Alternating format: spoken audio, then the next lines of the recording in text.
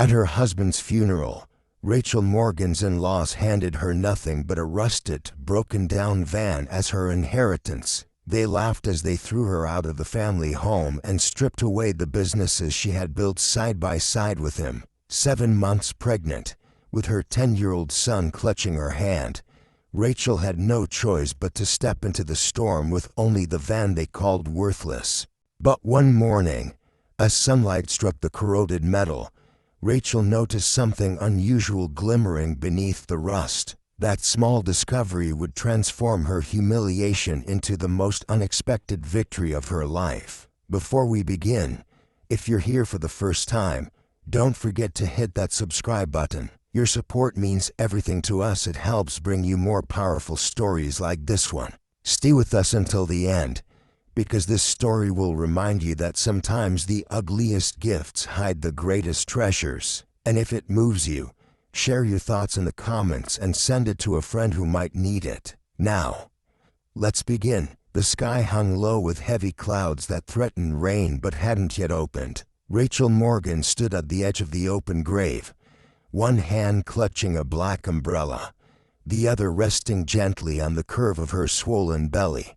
Her son Ethan, only 10, clung tightly to her sleeve as if letting go meant he'd fall apart completely. Round them, whispers floated across a damp breeze. "Such a shame he was so young," one mourner muttered. "Yes, but she know his family," another replied in a hushed voice, just loud enough for Rachel to hear. "She won't last a month without him." Across the grave stood her in-laws, faces stone cold, eyes dry, dressed in perfectly tailored black.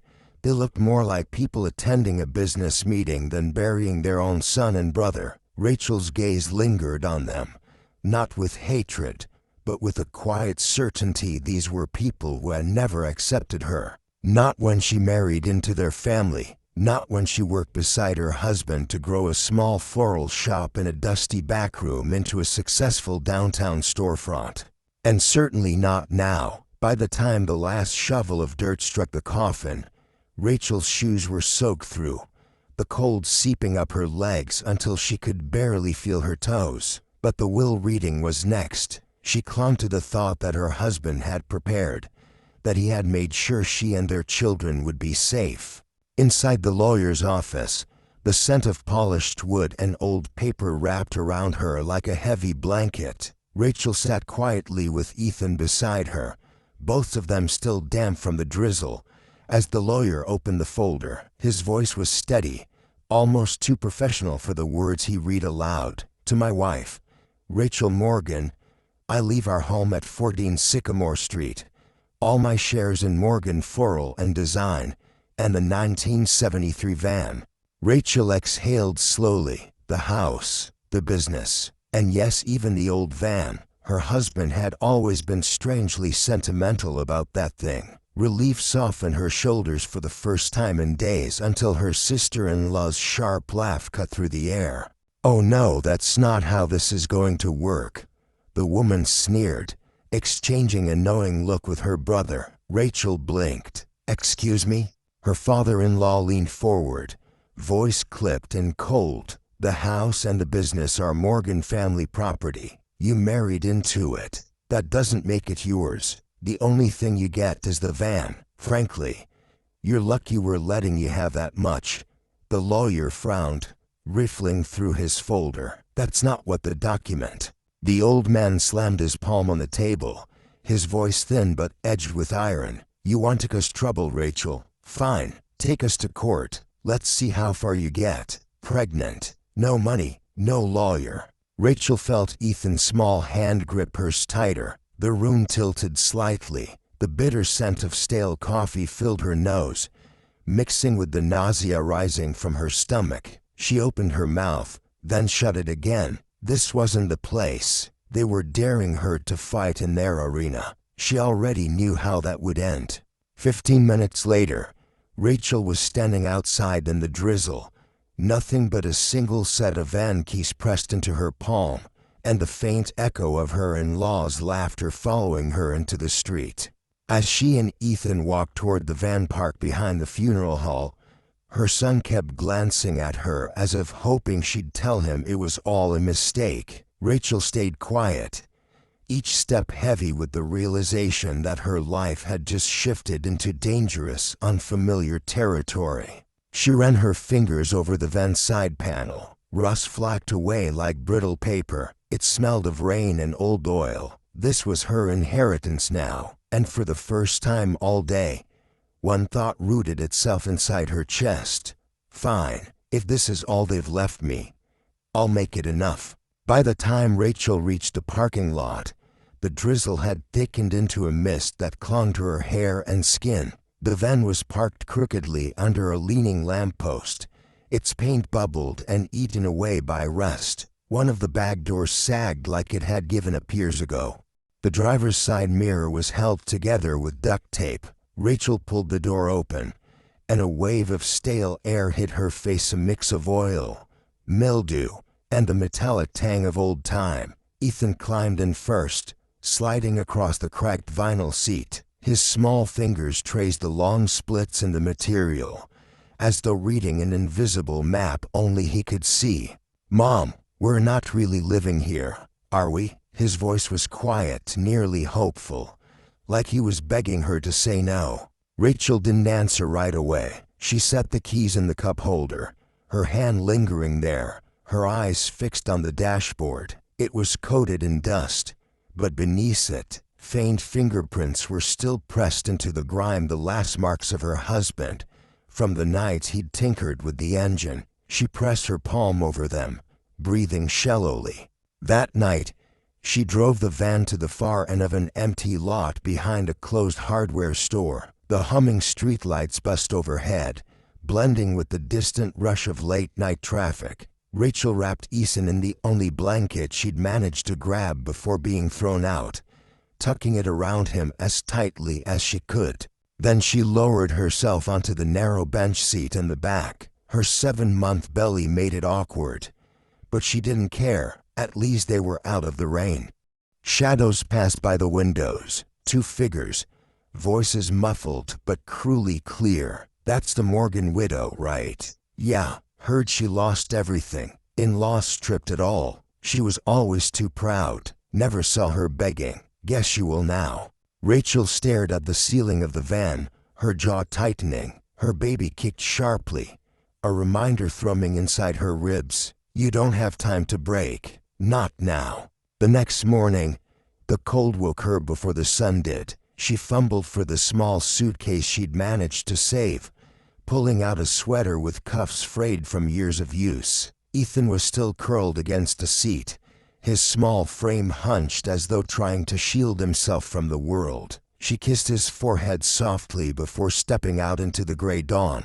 She had no house, no shop, no safety net. Just a rusted van and a heart that refused to quit. For now, that had to be enough. What she didn't yet know was that the van's value went far beyond its battered shell. Days blurred into each other. Mornings began with Rachel walking to the corner store for a loaf of day-old bread, then returning to split it between herself and Eason. Afternoons were spent scanning bulletin boards for any odd jobs, cleaning, carrying, arranging flowers for a few coins. Nights ended with the hum of the streetlights above the van, their buzz almost like a lullaby if she forced herself to imagine it so. The van became their island. Ethan drew little stick figures in the condensation on the windows, tiny families holding hands. Rachel kept herself busy wiping the grimy surfaces, shifting boxes, trying to make the place feel less like a tomb and more like something resembling a home. It was during one of those cleanings that she noticed it. She had been scrubbing at a stubborn patch of rust near the back door when the sponge snagged on a sharp edge. A chunk of rust flacked off in her hand, leaving behind a sliver of metal. But it wasn't the dull gray steel she expected. It was warmer, denser, almost glowing faintly in the pale morning light. Rachel frowned, running her thumb over the spot. The texture was strange smooth, almost too smooth. She leaned closer, pressing harder. More flakes crumbled away, whitening the patch, and then the sunlight caught it just right. Her heartbeat, It wasn't paint at all. It was something else. Something she had only ever seen in jewelry stores behind locked glass. It was the color of permanence, the color of wealth, the color of gold. She blinked, stepping back, her heart hammering not with wild excitement, but with a quiet, cautious rhythm. In her mind, her husband's voice echoed faintly, "That van's our safety net." She had always assumed it was just nostalgia talking. Now she wasn't so sure. Rachel pressed her palm flat against the panel. It was heavy, far heavier than it had any right to be. The realization came slowly, like dawn seeping over the horizon. You didn't need to rush to know it would change everything. But she didn't shout. She didn't smile. She simply picked up the sponge again, wiped the flakes from the floor, and whispered to herself, "Not yet." Because this wasn't just a discovery. There was a secret, and secrets are safest when kept close. Rachel didn't rush. Every day afterward, she worked as if the discovery had never happened, because the less the world knew, the safer it was. One weekend, when Ethan was sketching stick figures on the fogged window, Rachel quietly pried loose a narrow strip of the golden metal from inside the rear door. Just a sliver, barely the size of her finger, but enough to fit into her coat pocket. She carried it across town to a jeweler known for his discretion, a man who didn't ask questions when customers wanted cash instead of paperwork. The money he gave her was more than she had made in months. She used it not for extravagance but for necessities: fresh clothes for Ethan, prenatal vitamins for herself, and enough groceries to fill their bellies without rationing. By the second trip, she had saved enough to rent a tiny corner space in a weekend street market. It wasn't much, just a slanted table, a folding chair, and a patch of shade, but with a few second-hand vases and flowers bought wholesale. Rachel began arranging bouquets. Her hands, stiff from cold nights in the van, remembered the rhythm easily. She had once built an entire business on her skill with petals and stems. Now, even with trembling fingers, she shaped something beautiful again. Passersby noticed. "Who's the new florist?" one woman whispered, pausing to admire the arrangements. "She's got a real eye," another replied. "Isn't that Morgan's widow?" Someone else murmured, "I thought she was living out of a van." The whispers didn't bother Rachel anymore. If anything, they fueled her. She arrived before sunrise, stayed past dark, and reinvested every coin she didn't absolutely need. Every dollar went back into better flowers, sharper shears, sturdier vases. The little stall slowly grew, rooted by sheer willpower. All the while, the van remained parked beneath that leaning lamppost, the same rust bucket everyone believed it to be. Rachel treated it like any other old vehicle, never letting on that its panels concealed a fortune. Across town, her in-laws were choking on their own greed. The businesses they had stolen were collapsing under mismanagement. Orders went unfilled, bills piled up, rumors of debt swirled around their name. Rachel heard it all, sometimes from the very customers who bought her flowers. "Did you hear? The Morgans can't pay their suppliers. Figures. They never worked a day in their lives." Rachel never joined in the gossip. She only smiled faintly, arranging lilies or roses, letting the sweet scent of blooms cover the quiet satisfaction rising in her chest. Because she knew gold wasn't the only thing that could grow in secret, so could power. By the time Rachel's daughter was born, the street stall had transformed into a sunlit corner shop with a green awning and gold lettering on the window, "Ethan and Rose Floral," named for her two children. Inside, the air was rich with the fragrance of lilies, peonies, and eucalyptus. Customers came not just for flowers but for the way Rachel made them feel seen, valued, remembered. She greeted them by name. She tucked in sprigs of baby's breath for luck. She remembered anniversaries and birthdays the way she once remembered her husband's favorite roses. Her in-laws' downfall was no longer rumor. It was newsprint. "Morgan Floral Chain declares bankruptcy." Morgan family estate listed for immediate sale. Rachel read the headlines without smiling, though deep inside she felt a calm, steady justice. The empire they had stolen had crumbled beneath the weight of their own arrogance.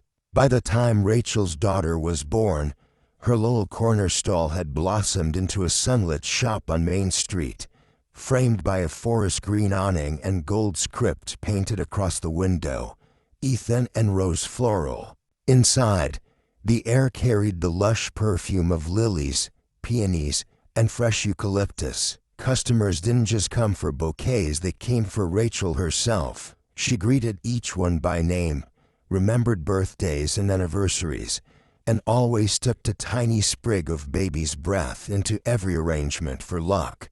Ethan, now 11, stacked ribbons and swept the floor after school. Sometimes he would hand a bride her bouquet, cheeks flushed with pride, while his little sister slept in a woven basket near the counter. Rachel's hands never stopped. Years of grief and cold nights in the van had taught her how to push through exhaustion, how to work past hunger, how to plant beauty even in the soil of ruin. Meanwhile, across town, her in-laws were unraveling. The businesses they'd stolen with such confidence were collapsing. Deliveries went missing. Suppliers pulled their contracts. Rumors of unpaid debt swirled through every diner, barber shop, and church basement. The Carter family name, once polished and proud, was now whispered with pity and ridicule. Rachel heard it all while trimming stems at the counter. "Did you hear? The Morgans can't cover payroll again. Serves them right. They thought they could just take what wasn't theirs." Rachel didn't gloat. She didn't even comment. She only adjusted the ribbon on a bouquet, letting the flowers speak for her. Justice didn't need her applause. It was already blooming on its own. The newspapers confirmed it. Morgan Floral Chain declares bankruptcy. Morgan family estate listed for immediate auction. Rachel folded the paper, slid it beneath the counter, and kept working, not because it didn't matter, but because she refused to let their downfall define her victory. Her strength wasn't built on their weakness, it was built on every long night in that van, every whispered insult she had endured, every dollar she had stretched into survival. One late afternoon, as Rachel was wrapping a bouquet for a young bride, the shop door creaked open, the little brass bell chimed, and in stepped her father-in-law. He looked smaller than she remembered. His once tailored suits were now frayed at the elbows. His posture carried no authority, only fatigue. Behind him came her sister-in-law, her sharp chin lowered, her air of superiority stripped away. "Rachel," her father-in-law began, voice softer than she had ever heard it. "We've hit a rough patch. The house is gone, the business too. We need a place to stay, just until we get back on our feet." Rachel kept her hands busy, sliding eucalyptus into the bouquet, feeling the delicate leaves brush her fingertips. She didn't look up until she tied the ribbon and set the flowers gently on the counter. "I remember," she said finally, her voice slow but steady, "the day you told me the van was all I deserved, that my children and I deserved nothing good." Her sister-in-law's eyes flickered to the gold script on the shop window, then to the gold pen Rachel used to write receipts. The realization dawned, sharp and painful. Rachel lifted the bouquet and handed it to the bride with a faint smile before turning back to her in-laws.